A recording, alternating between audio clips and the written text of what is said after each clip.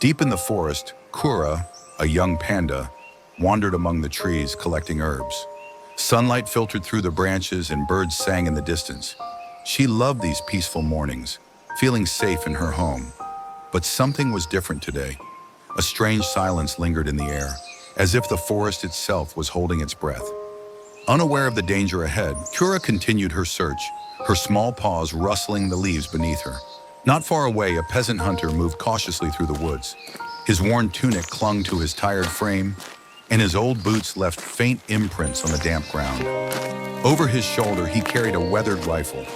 His face, lined with hardship, remained expressionless as he scanned the area for movement. He wasn't hunting for sport. He was... Zira, a sleek red fox, stepped into a clearing. Her golden eyes flickered with curiosity, but something felt off. She paused, ears twitching, sensing unseen danger.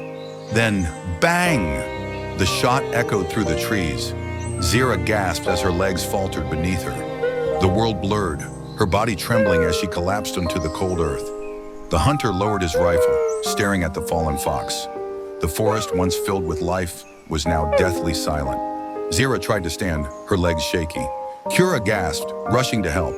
Slowly, the fox found her balance. A flicker of life returned to her golden eyes. Kura's heart swelled with relief.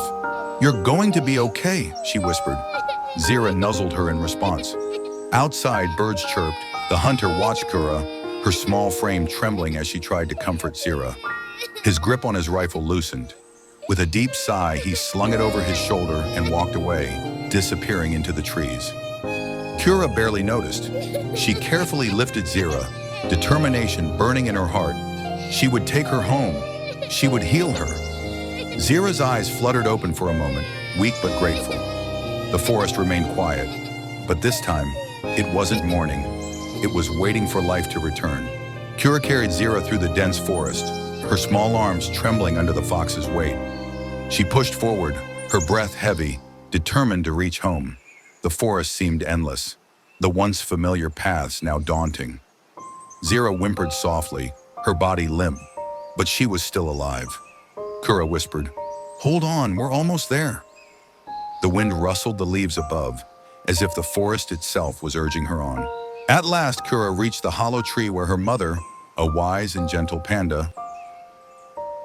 Days passed, each one filled with uncertainty. Zira drifted between sleep and wakefulness, sometimes too weak to move, other times licking Kura's paw in silent gratitude. Kura barely slept, staying close, bringing her water and food.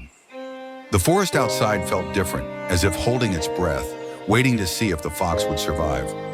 Then one morning as the sun rose, Zira opened her eyes fully and lifted her head. Zira regained her strength day by day, and soon she was able to run again. Kura and Zira played under the tall trees, their laughter echoing through the woods. The hunter never returned.